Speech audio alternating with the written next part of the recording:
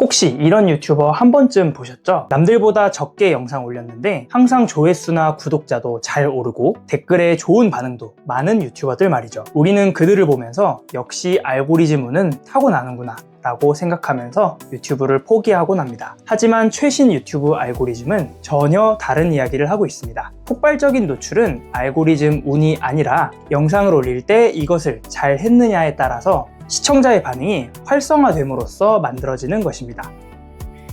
오늘의 영상을 끝까지 보신다면 여러분들이 만든 유튜버의 영상들이 단기간 내 수십 배 이상 성장할 수 있는 구체적인 로드맵을 알게 되실 겁니다. 영상이 도움이 된다면 구독과 좋아요, 하이프도 부탁드리고요. 여러분의 유튜브를 성장시킬 가장 좋은 업로드 영상 방법이 될 것입니다. 우리가 먼저 버려야 할 생각 한 가지가 있습니다. 유튜브 알고리즘은 마치 아무도 모르는 비밀 공식이 있고 그걸 알아내야 떡상한다는 식의 논리입니다. 여러 영상에서도 근거 없는 방법들을 알려주기도 하죠. 아, 이거였구나 싶어서 기대를 가지고 따라해 보셨을 겁니다. 그런데 정말 좋은 결과가 나오셨나요? 아마 대부분은 그러지 않으셨을 겁니다. 유튜브는 결국 광고 회사입니다. 그래서 많은 시청자들이 오래 머무르는 영상과 채널에 더 많은 노출 기회를 줍니다. 여러분이 열심히 만든 영상에 내용이 집이라면 업로드 단계는 사람이 들어오는 입구라고 볼 수 있습니다. 아무리 집이 좋아도 입구가 허술하다면 사람은 들어오지 않겠죠. 그래서 오늘은 이 입구를 더 좋아지게 만드는, 더 눈에 띄게 만드는 업로드 단계에서 가장 먼저 신경 써야 할 6가지를 유튜브 공식 근거와 쇼츠 하나도 없이 미드폼 이상의 6개 영상으로 1만 구독자와 70만 조회수를 만든 제 유튜브 채널의 경험도 함께 바탕으로 알려드리겠습니다. 가장 중요한 건 썸네일과 제목입니다. 이 둘은 모두 입구의 역할을 하지만 역할은 분명히 다릅니다. 그래서 나눠서 말씀드릴게요. 먼저 제목입니다. 저도 유튜브를 처음 시작했을 때 영상 편집에 엄청난 시간을 쏟았습니다. 편집도 잘 못했지만 이것저것 넣고 싶은 욕심이 많았거든요. 그렇게 시간과 에너지를 잔뜩 들여 영상을 겨우 완성하고 나면 빨리 올리고 싶은 마음이 생기죠. 그러다 보니 제목과 썸네일은 급하게 대충 만들어서 올린 적이 많았습니다. 비율로 따지면 영상 편집과 썸네일 제목, 이 비율이 9대1 수준이었어요. 그 결과는 어땠을까요? 조회수는 처참했습니다. 지금 다시 보니 제목과 썸네일에서 급하게 만든 티가 너무 많이 나더라고요. 그 뒤로 저는 방식을 바꿨습니다. 지금은 편집을 정말 최소한만 합니다. 시청자가 보기에 불편하지 않을 정도만 하거나 한두 장면 정도만 신경 쓰는 수준입니다. 여기서 제가 개인적으로 만족하는 다양하고 화려한 편집 효과는 과감히 포기를 합니다. 대신 그 시간과 에너지를 제목과 썸네일을 더 잘 만드는 데 집중을 했습니다. 그랬더니 조회수가 훨씬 좋아졌어요. 결국 제목은 시청자에게 이 영상을 왜 봐야 하는지를 한 줄로 이해시키는 역할을 합니다. 좋은 제목은 2가지를 동시에 해야 합니다. 첫째, 누가 봐야 하는지 보여줘야 하고요. 둘째, 이 영상을 보면 무엇을 얻는지를 보여줘야 합니다. 예를 들어 유튜브 떡상하는 방법 이런 제목보다 초보 유튜버가 업로드 전에 꼭 해야 할 10가지가 훨씬 명확하겠죠. 또는 이 영상을 보지 않으면 어떤 이득을 놓치고 어떤 손해를 볼 수 있는지에 초점을 맞춰 제목을 쓰는 것도 좋은 방법입니다. 그리고 중요한 점이 하나 더 있습니다. 유튜브 알고리즘은 제목, 설명, 실제 영상의 내용이 얼마나 잘 맞는지를 봅니다. 그래서 사람들이 실제로 검색할 만한 핵심 단어를 제목에 넣는 것이 중요합니다. 하지만 여기서 조심해야 할 점도 있습니다. 제목만 강하게 뽑아놓고 실제 영상 내용이 따라오지 못하면 시청자들은 바로 이탈합니다. 유튜브 정책도 제목, 썸네일, 설명으로 시청자를 속이거나 오해하게 만든 행위를 문제로 보고 있습니다.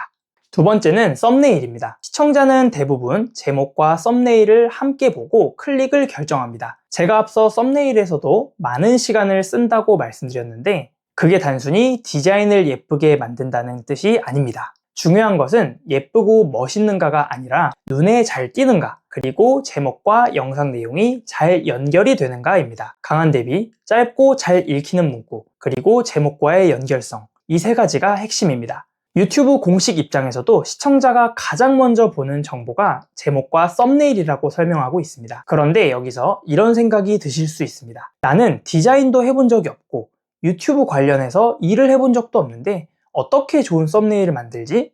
그럴 때 우리가 활용할 수 있는 방법은 2가지입니다.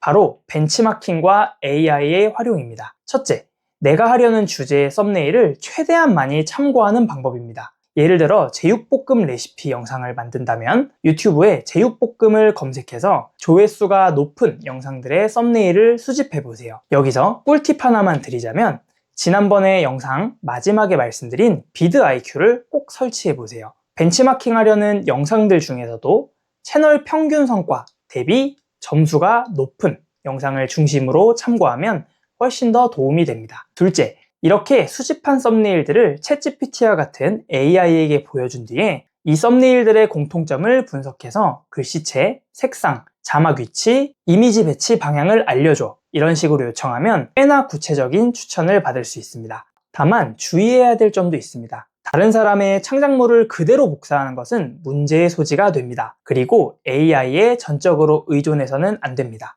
AI는 나 대신해주는 존재가 아니라 좋은 조언을 주는 든든한 오른팔 정도로 생각하시면 됩니다. 결국 중요한 것은 최대한 많은 좋은 썸네일을 직접 보고 익히면서 내 채널에 맞는 나만의 썸네일 감각을 키우는 것입니다. 이런 방식으로 썸네일을 하나 만들 수도 있고 참고를 많이 하다 보면 의욕이 생겨서 2개, 3개 이상 만들어 보게 될 수도 있습니다. 그런데 문제는 어떤 썸네일이 시청자에게 가장 잘 먹히는지 감으로만 판단하기 어렵다는 점이죠. 그럴 때는 감으로 고르지 말고 A/B 테스트 같은 기능을 활용해서 여러 썸네일을 비교해 보거나 미리 만들어둔 썸네일을 일정 기간마다 교체해 보면서 반응을 확인해 보는 것도 좋습니다. 기억하셔야 할 것은 하나입니다. 내 눈에 좋아 보이는 썸네일보다 시청자가 실제로 더 많이 누르는 썸네일이 정답이라는 점입니다. 세 번째는 설명란입니다. 설명란은 비워두면 안 됩니다. 유튜브 공식 입장에서도 각 영상에 고유한 설명을 넣고 특히 앞부분의 영상 내용을 분명히 설명하라고 안내합니다.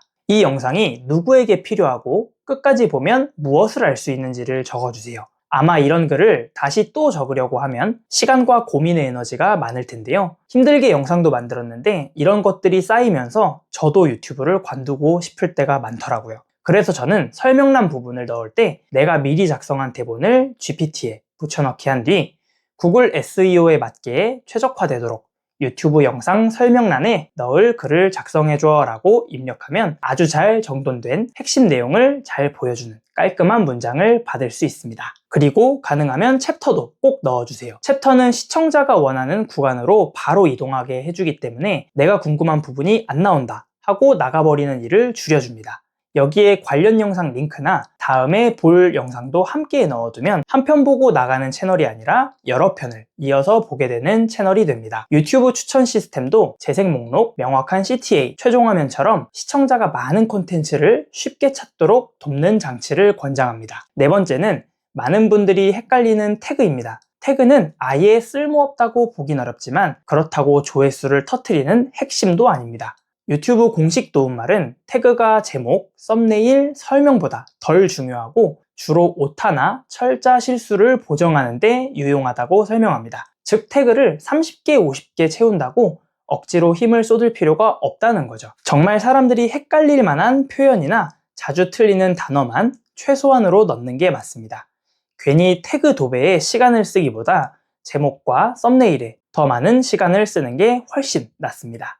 이것 또한 내 영상의 대본과 전체 내용을 GPT와 같은 AI에 학습시킨 뒤에 몇 가지 만들어 달라고 하면 됩니다. 다섯 번째는 정책 관련 설정입니다. 이건 선택사항이 아니라 필수입니다. 먼저 시청자층, 즉 아동용 여부는 반드시 정확하게 선택을 하셔야 됩니다. 유튜브는 모든 크리에이터가 영상과 채널을 아동용인지 아닌지 설정해야 한다고 밝히고 있고요. 그리고 18세 이상만 봐야 하는 콘텐츠라면 연령 제한도 정확히 설정해야 합니다. 또 현실처럼 보이는 AI 합성이나 의미있게 변경된 콘텐츠가 있다면 반드시 공개해야 합니다. 이런 항목들은 조회수 꼼수가 아니라 채널 안정과 정책 준수를 위한 기본 세팅입니다. 특히 아동용으로 설정된 컨텐츠는 댓글, 알림, 엔드스크린 같은 일부 기능이 제한될 수 있기 때문에 더 정확하게 체크를 해주셔야 합니다. 여섯 번째는 고급 기능과 업로드 후 마무리 세팅입니다. 고급 기능이 열려 있어야 고정 댓글이나 더 높은 업로드 한도 같은 기능을 쓸 수가 있고 전화번호 인증 이후에는 채널 기록이나 신원 확인으로 추가 기능을 열 수 있습니다.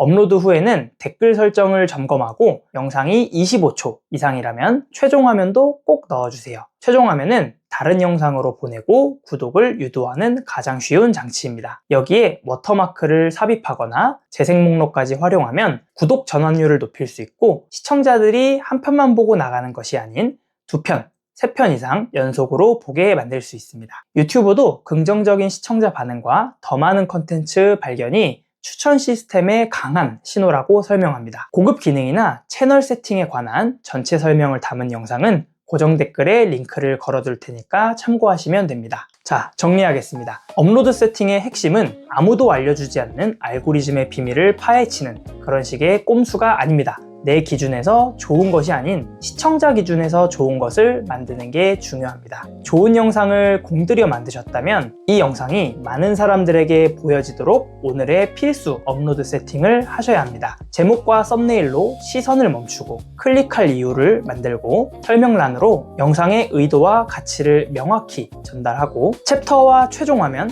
재생 목록으로 시청 동선을 이어주고 아동용 여부와 변경된 컨텐츠 같은 필수 정책 설정을 정확하게 마무리하는 것. 이 기본기를 매 영상마다 반복하는 채널이 결국 빠른 성과로 이어집니다. 오늘부터 영상 하나 올릴 때마다 체크리스트처럼 확인해보세요. 제목은 괜찮은가? 썸네일은 명확한가? 설명란을 잘 넣었는가? 챕터를 넣었는가? 정책 설정 빠진 건 없는가? 다음 영상으로 이어지는 길을 잘 만들어뒀는가? 이 루틴만 습관이 되어도 여러분의 채널은 분명히 달라질 겁니다. 다음 영상에선 유튜버의 성패를 가르는 구독자 0명에서 100명 사이에 반드시 해야 할 것과 조심해야 할 것을 알려드릴게요. 그럼 다음에 뵙겠습니다.